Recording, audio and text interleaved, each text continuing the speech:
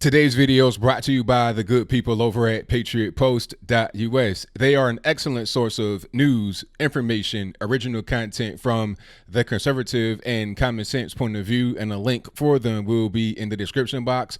So when you head over there and subscribe, tell them that ABL sent you.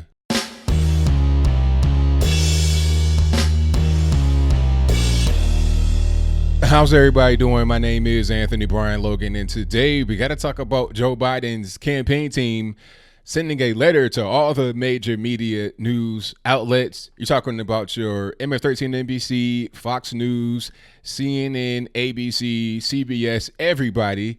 And in the letter, it is urging these networks to not allow Rudy Giuliani to come on their network anymore, at least not to discuss the whole Ukraine kerfuffle. Let me back up a little bit here to give you some context so you understand why that letter was sent out and also why it was silly to send a letter in the first place. Number one, Giuliani is Trump's lawyer, and he was implicated in the transcript of Trump's conversation between himself and the Ukrainian President Zelensky. Now, as far as I know, and if I'm wrong, let me know in the box. But in that particular conversation, it was not Trump who brought up Giuliani. It was the president who brought up Giuliani, the president of Ukraine, not the president of the U.S., Donald Trump. Okay, so that's number one. People try to say, oh, Trump, put his lawyer in it. Well, no, the Ukrainian president brought Giuliani up in the conversation. And the conversation was innocent. The only thing that people are trying to get Trump on is this whole idea of investigating Joe and Hunter Biden. But why would you not investigate Hunter and Joe Biden? It's very clear that there was some impropriety going on, and Giuliani, being a lawyer, first of all, would understand the way to convey what was wrong with Hunter and Joe Biden's dealings in Ukraine. And he will also be able to defend Trump. Of course, Biden does not want that. Maybe Biden sees himself, and of course the campaign team and many in the media see him as the front runner and the guy that could potentially be the Democratic Party's nominee for the 2020 election. And it's looking kind of shaky at this particular point because Joe Biden, every time he goes out there, looks worse and worse, but I digress. They're looking at this from the point of view of we got to protect ourselves. The phone call was a nothing burger. Giuliani is able to go on television and articulate that fact with facts and documents, okay? And since he was in the transcripts himself, that gives him a little bit more motivation to go out there and to defend not only Trump, but himself and everybody involved that are innocent parties. And it will put a lot of pressure on Joe Biden's back. All right. So they don't want him to go out there. Now, of course, when this letter gets sent out, the mainstream media outlets that were contacted can't really abide by what was in there. And when I say can't really, they can do some things that were in there, but not the main thing of keeping Giuliani away from television. They can be trying to fact check him in real time as what was written in the letter, which they already been doing, but they can't keep him off the network. They can't do that because if they keep him off the network, then it's going to appear as if the Democratic Party and the mainstream media are in cahoots and they are, the famous word, colluding with each other. And that would be true.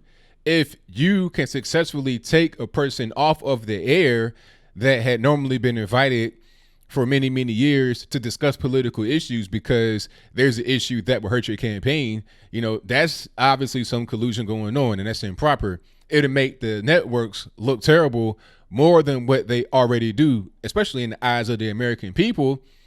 We already look at these networks from ABC, CNN, MS-13 NBC, Fox, to a certain extent. We look at them as bought, paid for, not real, promoting fake information, in the bag for the left. This would just heighten that more because the letter has gotten out, and I'll place that letter in the box so you're able to read it in full for yourself.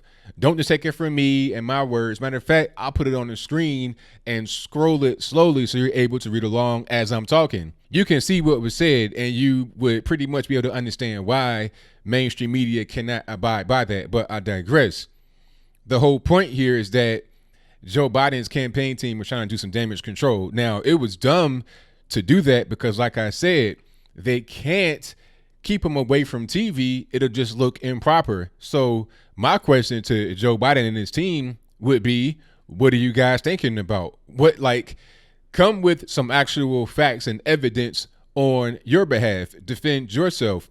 Send your own team of lawyers, or at least one lawyer, to go on television and speak for you. I'm sure that the mainstream media would love to have you. They would love to have anything that is anti-Trump, anti-conservative on their airwaves. Maybe even Fox News to a certain extent would like to have that. But maybe you can't do that because what you have done here is indefensible. People trying to say that Trump was attempting to get quote unquote dirt on Joe Biden by, petitioning the Ukrainians and trying to extort the president of Ukraine, Zelensky. But that's absurd because Joe Biden himself already put the dirt out there. He was on television talking about how he went to Ukraine when he was a special envoy after taking 12 or 13 trips to Kiev in 1 year, or a little bit more than that. But anyway, he talked about how he said to the Ukrainian officials, you will not get the guaranteed $1 billion in loans from the U.S. government if you don't fire this particular person who just happened to be a prosecutor, who just happened to be investigating the company called Burisma Holdings, where his son was on the board of, getting between $50,000 and $80,000 per month to sit on the board. Okay, Burisma Holdings, they had an energy company, the largest in Ukraine. Hunter Biden, Joe Biden's son, was getting paid by them to do what? I don't know, because he has no experience in natural gas. All right. Ukraine has a history of corruption. The current president that just got elected recently ran on the campaign of fighting corruption. So in the conversation of the phone call, in the context, to say, hey, here's some corruption over here I saw on TV the other day, take a look at that. Why would that be a bad thing? Why would it be illegal? Number one, what law was broken? And number two, why would it be unethical? Okay. You're trying to just throw a bone about some improprieties going on. It just so happens that this person is a competitor, a quote unquote competitor. But like I said, I'm not really sure if Joe Biden is going to be the front runner, really, because he's been sliding continuously. He might be taken over by Pocahontas, but that's a whole different story because Wall Street does not want her. I digress. The point is that he's not a strong candidate. He may even slip from the first place. This letter and everything else that was put out by his team is really desperate and really, quite frankly, silly, in my humble opinion, and won't change anything. Giuliani still will be on his TV networks. He'll still be defending Trump and doing it very well. I saw him on with George Stephanopoulos, and going back to this whole thing about, they're going to fact check Rudy Giuliani. That was happening a lot during the Stephanopoulos interview, but really what it devolved into was Stephanopoulos interrupting Giuliani when he made great points.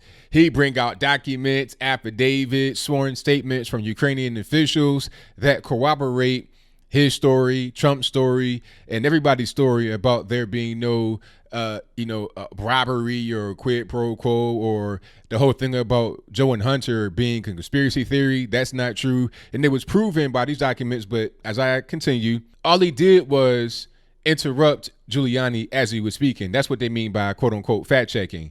Okay. But you can't keep the truth away from the people. He was still able to speak a little bit. And what he did say as I close was enough to prove the point here.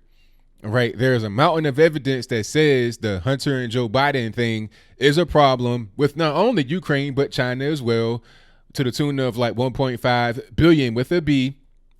It's plenty of information to say that what he's saying is correct.